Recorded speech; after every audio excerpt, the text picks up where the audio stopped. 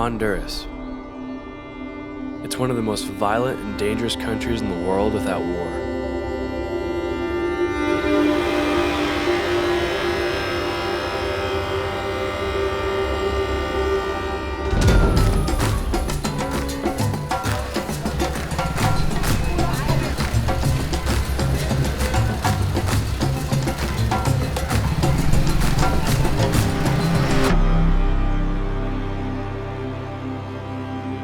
Its mountains are crawling with drug traffickers, and its cities are overpopulated and rampant with crime.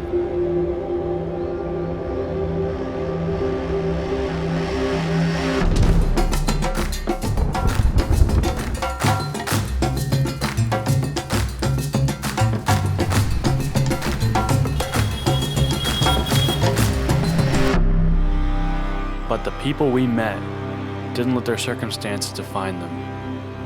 They lived life fuller than any American I've seen. But to get the full inspiration of the story, I need to take you back to where it all started, or with who it started.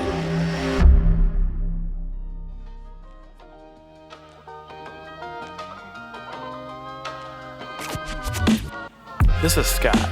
He's a businessman from the Midwest. He stays busy making things happen and working hard. He doesn't just work hard though, he plays hard. Whether it's hitting long drives on the golf course, getting way too into a baseball game, or being a family man. He takes everything that extra mile. So when he got involved with missions, he did just that. That's where Ethan comes in. He's probably one of the most go-with-the-flow, relaxed guys you'll ever meet. He lives for his family, pouring everything he has into his wife and 4 children.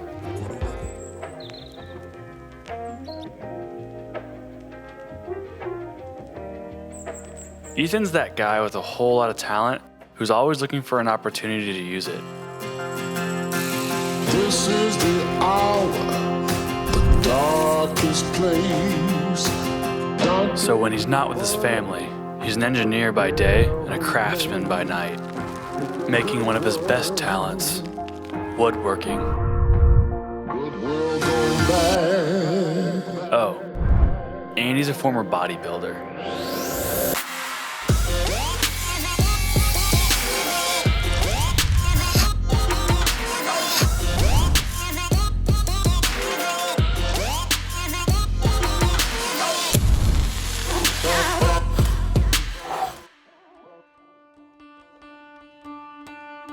So his role in all of this? To help bring Scott's vision to life.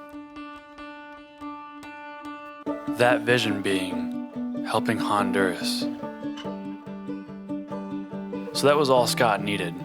A vision, a partner, and a couple sponsors to make the whole thing possible. That's where Paul comes in. He's been doing missions with FBM for over 25 years.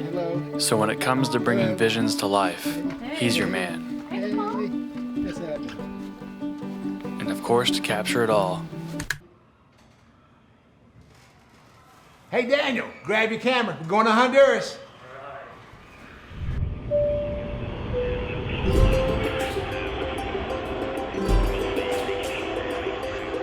Next thing we knew, we were on a plane to Honduras. A vision trip. To envision the next generation of missions.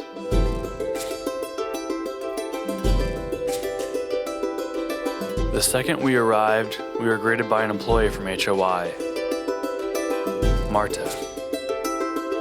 She's the most excited person I know. She was to be our guide for the next 4 days.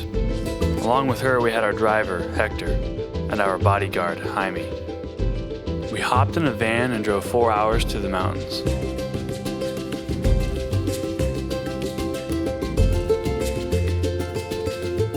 This was our team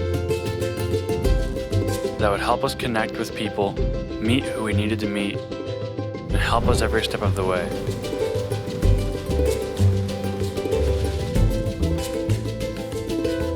That night, we arrived at the ranch, which is where we'd be spending the next 4 days. We sat down with some local food and talked about what the next few days would look like.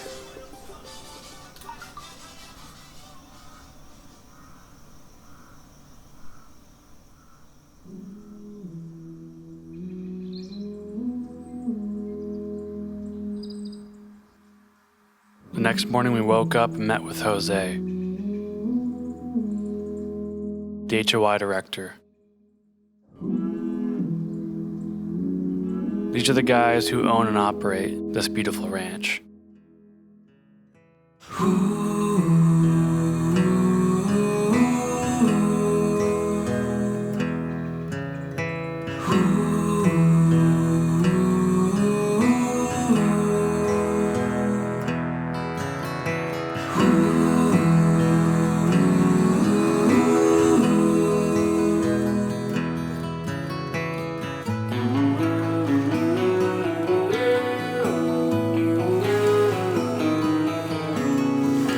HOI started with a couple of guys from North America who had a big vision, but no idea how to carry it out.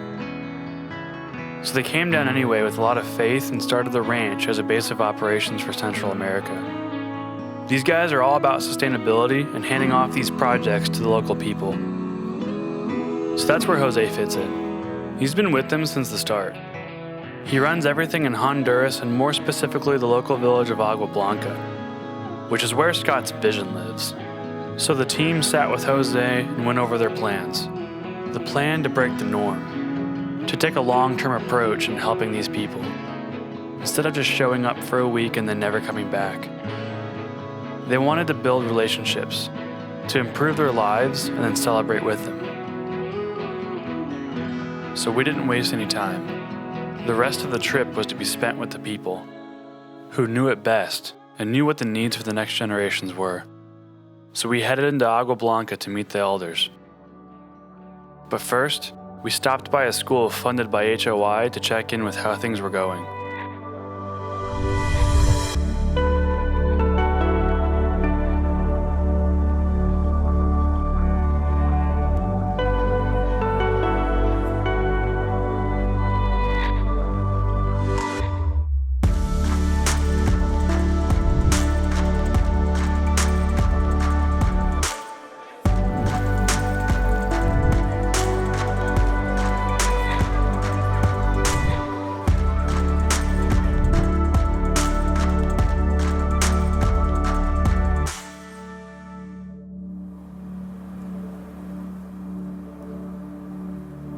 So we had a meeting with the village elders, where everyone could voice their needs and what issues were important to them. But we didn't just sit around and talk about it. We got with a small group of people who knew the village inside and out. Generations of knowledge, people who have seen Agua Blanca grow from the ground up. They took us out to see the issues for ourselves. Some of the biggest ones being clean water, living conditions, and education. This is where Ethan's talents really come in. He was able to share his knowledge and envision the future projects with the leaders. Projects that would change how people live in Agua Blanca forever.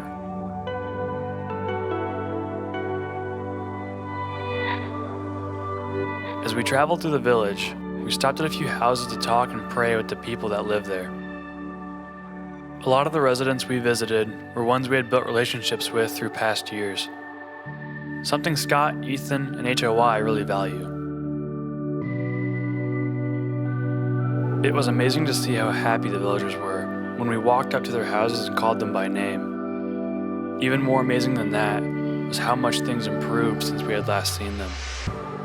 How they had taken the knowledge and resources we provided into their own hands and made something beautiful from it. Something else that HOI and the rest of us really value. Giving the people the ability to better their own lives and sustain it. And that's what helping Honduras is all about.